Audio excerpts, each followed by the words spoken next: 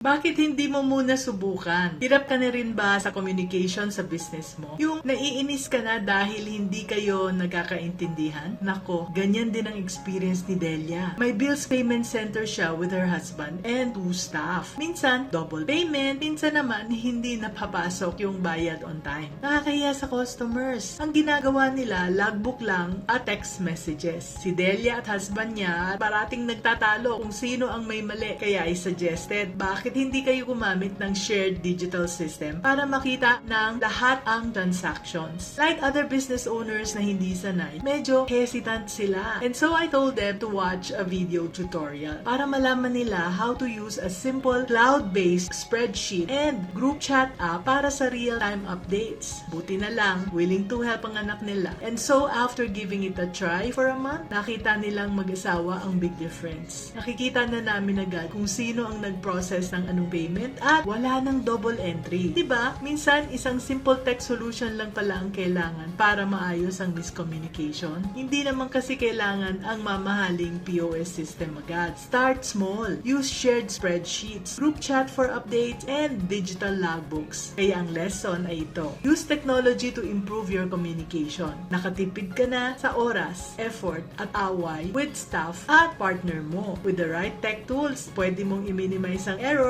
at i-maximize ang efficiency ng team mo. Let's be business-minded, Pinoy.